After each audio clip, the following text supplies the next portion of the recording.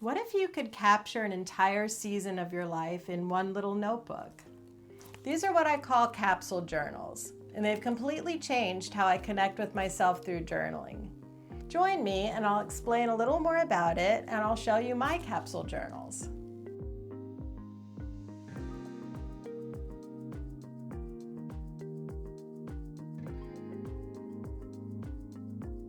Hi, I'm Mary Beth. Welcome to Peace in Progress, or welcome back if we're already friends. So if you've been following along with me and my channel, you know that I really like journaling. Not just as a hobby, but as a great way to connect with yourself, to have gratitude, to make plans for the future, reflect on the past. It's good for so many things. So when I saw these little notebooks on Amazon, I thought they would be perfect for what I'm calling a capsule journal. They have 60 pages. So if you do this for a season, that would be 20 pages per month. And I thought that's just perfect. So the first one that I did is called Summer Gratitude 2025. And I decorated it with scrapbook paper and washi tape and things that I just had around my craft room.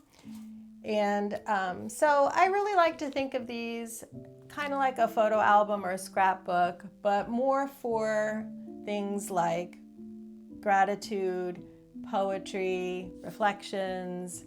So I start out mine with, well, this one anyway, I started with goals. I don't really plan mine ahead of time. I'm not really a planner. I'm more of a wing it kind of person. I just kind of go with the flow.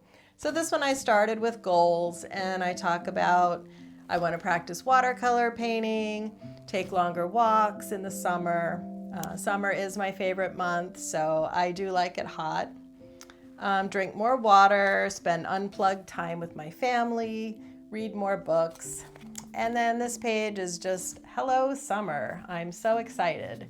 And we planned a trip over the summer, so I cut out some of the little emblems of the cities we'd be going to.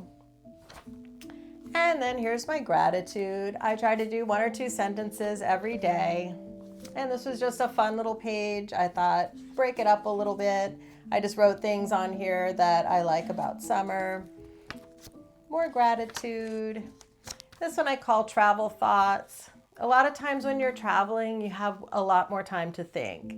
At least I do. And I like to write some things down, just like observations, things that I'm thinking about. Sometimes I have brilliant ideas and I want to write them down so I remember them when I get back home. And here was the 4th of July, which of course is Independence Day in the US, but it also is the dating anniversary for me and my husband. So I wrote a little paragraph about that. And I also copied down the Star-Spangled Banner, which was a poem before it was our national anthem. And I just find that when you write poetry, either original poetry or copy some of your favorites, when you're writing it, it makes you slow down and think more about the words, and really just, it's a nice way to slow down. And sometimes at the end of the poem, I'll just write some of my thoughts that I have about it. And then here's some more gratitude, another poem. You can do little doodles, drawings. You can cut things out to add to your pages. Sometimes you have more time to devote to it, and sometimes you don't. That's okay. Here's another page of things I'm grateful for. Summer memories. It's a great place to write down some of the favorite things that you're doing over the summer or that you want to do. And here's a haiku that I liked, or gratitude. So you get the idea. Then, of course, we got to fall, and I started a fall gratitude journal. You might have seen it in my last video. Here it is, Fall Gratitude 2025. Again, just decorated it with scrapbook paper and things I had laying around. You can print out anything. Canva is a great resource.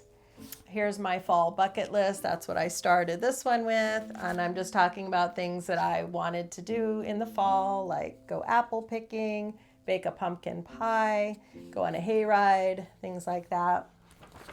And of course, here's all my gratitude entries, reflections. These were some journal prompts that were in my last video if you want to go check that out. And here's where I decided to put in some goals. Some are the same. I'm always trying to devote. At the end of the season, I like to look back through the journal and just kind of ask myself, what did I learn? And what moments mattered most? When you take the time to write something down in your journal, those must be things that mattered to you. So it's kind of interesting to see what things that I've recorded in here. And as the seasons go by, it'll really be neat to see what changed, where I've improved, maybe even times where I've taken a step backward. And it's a good way to keep in touch with yourself. I think a capsule journal is a really fun and easy way to record a season of your life in a way that's honest and a true reflection. Slowing down to work on a capsule journal really gives you the time to take stock, to reflect on what's working in your life, maybe what isn't, and give you direction on where you're heading. Let me know in the comments if you're intrigued by this idea and if you think you're going to start your own seasonal gratitude journal.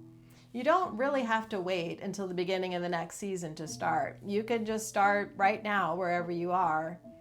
The journals only cost, I think I got 6 of them for like $5.99. So you could start one, and if it's only a month left in the season, you can either work extra hard and fill it all up, or you can just fill half of it up and then start on your winter journal.